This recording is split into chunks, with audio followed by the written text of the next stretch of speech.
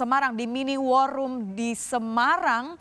Farida, bagaimana proses hitung cepat pengolahan data yang ini sebenarnya sudah pukul 15 waktu Indonesia bagian Barat. Artinya semakin mendekati 90% sudah bisa diumumkan, namun karena kita perlu kehati-hatian, perlu seksama, tentu kita ingin yang terbaik. Bagaimana suasana di sana di Mini War Room, khususnya di Semarang untuk memantau hasil Pilkada Jawa Tengah? Ya baik, terima kasih Nitya. Saat ini saya berada di kantor harian Kompas yang satu gedung dengan kantor Kompas TV Jawa Tengah.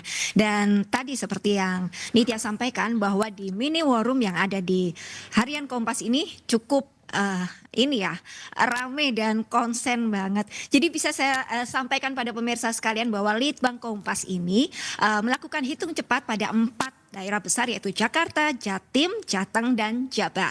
Dan untuk Jawa Tengah sendiri ini ada 400 TPS sampel. Ada sebaran 400 TPS sampel, kemudian ada juga interviewer. Nanti dari interviewer itu akan memberikan informasi ke aplikasi, memberikan datanya melalui aplikasi, kemudian dilakukan verifikasi berjaring seperti itu. Dan selain itu di sini juga ada 70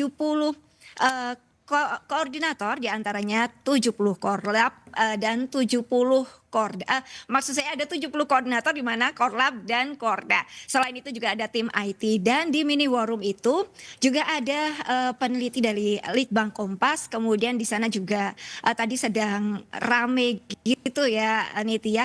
Dan bagi Anda pemirsa pastinya juga penasaran seperti yang saya ini Nitya dan pemirsa. Jadi di sini nantinya dapat saya sampaikan bahwa untuk yang Jawa Tengah ini, karena ini belum 15.00 ya, belum pukul 3 sore, jadi data masuk masih 0. Dan kemudian untuk jamnya ini tinggal nunggu ini aja berapa menit-menitnya aja. Jadi ini kurang lebih nanti ketika jam 3 sore nanti kita bisa lihat seperti ini. Kemudian untuk sebaran sampelnya ini bisa saya sampaikan pada pemirsa sekalian.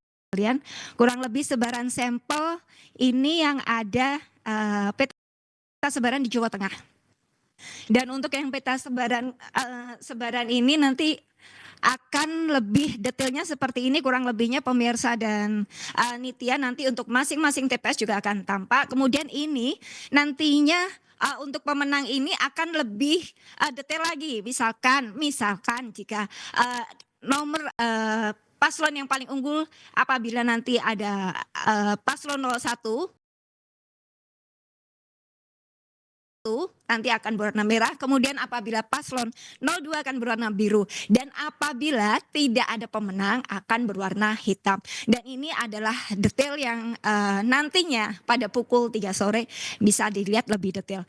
Kemudian nanti untuk di peta sebaran Jawa Tengah hitung cepat Litbang Kompas ini kita juga akan melihat nanti dari tingkat partisipasi lebih detail juga akan kita lihat. Kemudian perolehan suara nanti juga akan secara detail kita bisa lihat. Kemudian apabila pemirsa penasaran dengan pilkada sebelumnya ini bagaimana, di sini juga kita bisa lihat.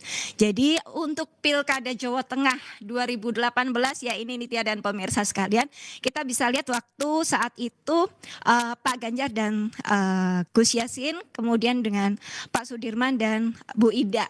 Jadi kurang lebih ini pada Pilkada Jawa Tengah 2018, peta sebelumnya, pilkada sebelumnya seperti ini kurang lebihnya.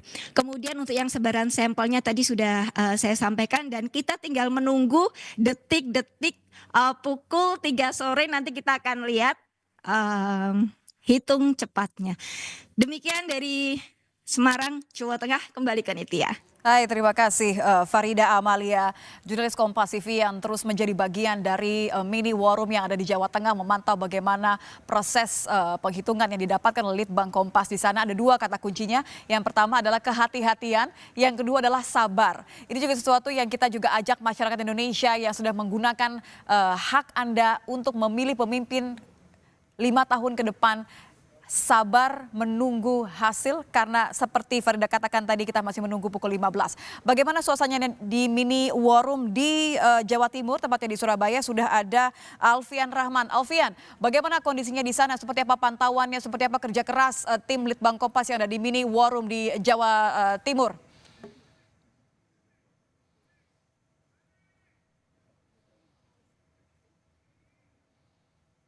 Alfian. Iya, Cynthia dan juga saudara, kalau di Jawa Timur ini mini warung hitung cepat Litbang Kompas berada di Hotel Kampi di lantai 2. Di sini terdapat 2 grup, yaitu yang berada di dalam ruangan dan juga teman-teman yang berada di TPS, di mana kalau dalam ruangan sendiri terdiri dari 7 orang, gitu ya, dan juga saudara, yang di mana pembagiannya 3 orang merupakan data entry, 3 orang lainnya merupakan hotliner, dan 1 orang merupakan PIC. Sementara untuk yang di luar, ini tersebar di 400 TPS secara random di wilayah Jawa Timur. Dan jika kita bisa detail lagi, begitu, Nitya dan juga saudara, di Surabaya sendiri terdapat 28 TPS yang menjadi sampel untuk perhitungan cepat dari pemilihan gubernur dan wakil gubernur Pilkada di Jawa Timur 2024 ini. Sebentar lagi ini akan diumumkan karena memang menjelang jam 3 proses pengumuman. Proses data entry sendiri merupakan berasal dari teman-teman yang menjadi interviewer begitu di 400 TPS secara sampel gitu di Jawa Timur. Kemudian data tersebut dikirim ke Jakarta dan nanti akan dikalkulasikan oleh tim Litbang Kompas Jakarta dan kemudian akan diumumkan atau dipublish secara serentak pukul 3 sore ini secara serentak, baik di Jawa Timur, di Jawa Tengah ataupun di Jawa Barat sendiri. Namun jika kita berkaca begitu, Alicia dan juga saudara, tim kami di Kompas TV Jawa Timur juga tersebar di berbagai macam tempat, termasuk untuk memantau juga proses pencoblosan dari ketiga paslon, di mana tadi kami juga sempat memantau Lulu mencoblos di Jombang, sementara wakilnya Lukman di Lamongan, terus ada juga nomor urut 2 Khofifah Indar Parawansa yang mencoblos di dekat rumahnya di Jemur Sari, dan juga wakilnya Emil Elisianto Dardak yang berada di Surabaya juga. Dan untuk paslon nomor 3, Tri Risma hari ini juga mencoblos atau melakukan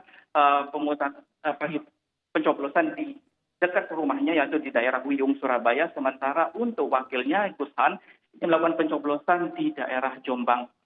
Ketiga paslon gubernur dan juga wakil gubernur, calon gubernur dan juga wakil gubernur ini merasa optimis terkait hasil yang akan didapatkan, begitu, dan mereka langsung menuju ke tim pemenangannya masing-masing untuk turut juga melakukan hitung cepat bersama tim internalnya masing-masing. Ini dia. Ya, Alfian, 400 TPS pengolahan terus dilakukan. Ini kalau di jam saya pukul 15:02, artinya memang kita terus menantikan bagaimana hasil pengolahan dari teman-teman Litbang Kompas di Mini War Room untuk Pilkada Jawa Timur. Terima kasih, Alfian. Saya akan juga pantau bagaimana kalau tadi di Jawa Tengah sudah, di Jawa Timur sudah, bagaimana kondisinya di Mini War Room Jawa Barat. Ini saya yakin juga pasti semua sedang bekerja keras mengolah sampel-sampel yang didapatkan dari ratusan TPS yang dipilih secara acak. Ada kata kunci tadi, sabar dan juga independensi, kehati-hatian. Saya ingin gabung dengan jurnalis Kompas TV dan Nova Nugraha di sana. Nova, bagaimana kondisi di Mini War Room di Jawa Barat?